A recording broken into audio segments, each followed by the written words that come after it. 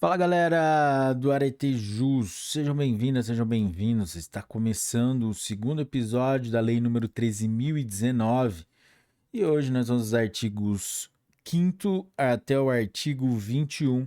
Mas antes de começarmos, não se esqueça aquela nossa formalidade de dar like nesse vídeo, ativar o sininho, compartilhar com seus melhores amigos e vamos lá, galera. Capítulo 2 da celebração do termo de colaboração ou de fomento. Seção 1, normas gerais. Artigo 5º. O regime jurídico de que trata esta lei tem como fundamentos a gestão pública democrática, a participação social, o fortalecimento da sociedade civil, a transparência na aplicação dos recursos públicos, os princípios da legalidade e legitimidade, da impessoalidade, da moralidade, da publicidade, da economicidade, da eficiência e da eficácia, destinando-se a assegurar. Inciso 1. O reconhecimento da participação social como direito do cidadão. Inciso 2. A solidariedade, a cooperação e o respeito à diversidade para a construção de valores de cidadania e de inclusão social e produtiva. Inciso 3. A promoção do desenvolvimento local, regional e nacional, inclusivo e sustentável. Inciso 4. O direito à informação, à transparência e ao controle social das ações públicas. Inciso 5. A integração e a transversalidade dos procedimentos, mecanismos e instâncias de participação social. Inciso 6. A valorização da diversidade cultural e da educação para a cidadania ativa.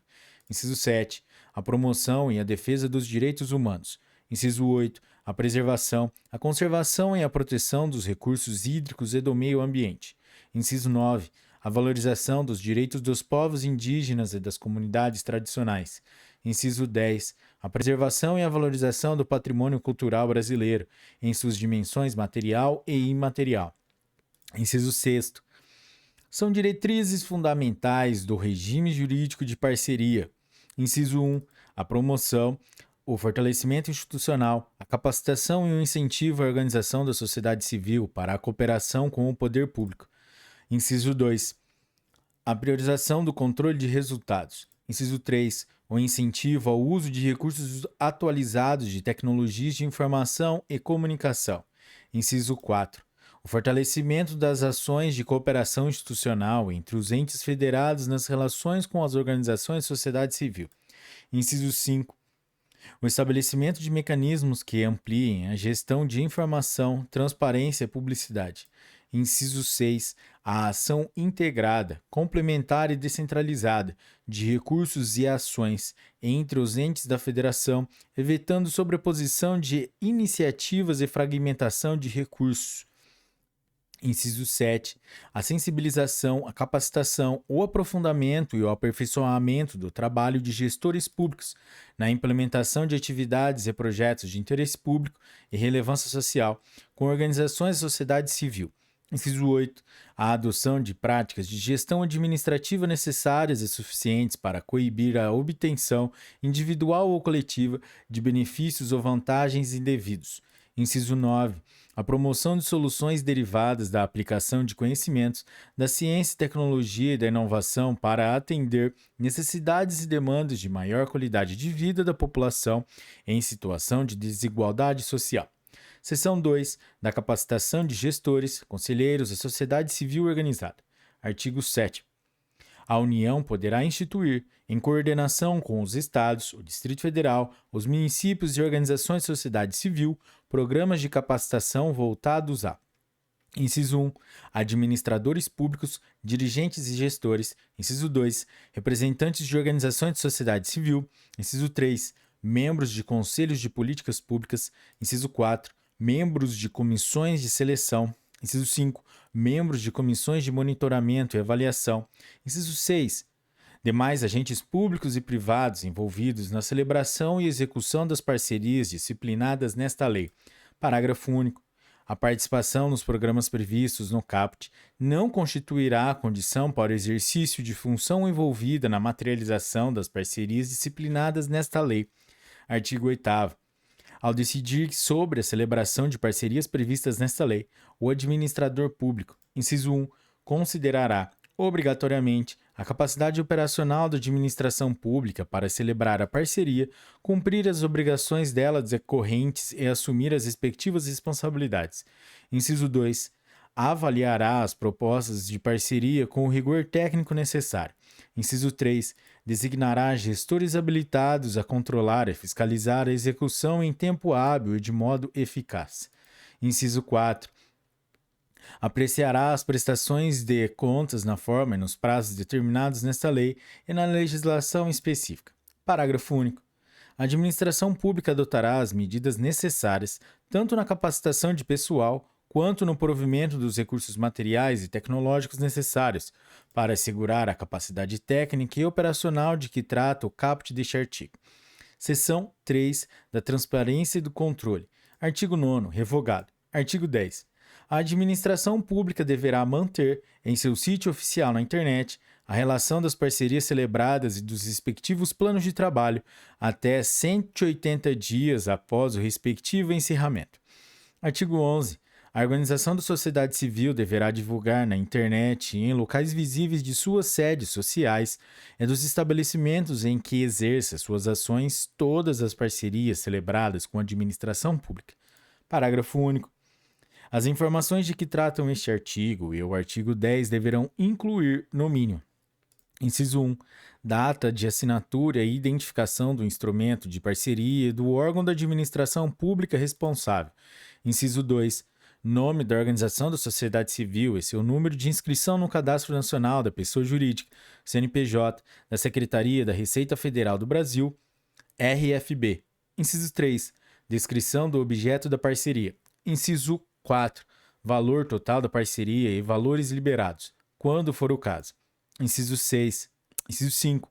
Situação da prestação de contas da parceria, que deverá informar a data prevista para sua apresentação, a data em que foi apresentada, o prazo para sua análise e o resultado conclusivo. Inciso 6. Quando vinculados à execução do objeto e pagos com recursos da parceria, o valor total da remuneração da equipe de trabalho, as funções que seus integrantes desempenham e a remuneração prevista para o respectivo exercício. Artigo 12. A administração pública deverá divulgar pela internet os meios de representação sobre a aplicação irregular dos recursos envolvidos na parceria. Seção 4. Do fortalecimento da participação social e da divulgação das ações. Artigo 13. Vetado. Artigo 14.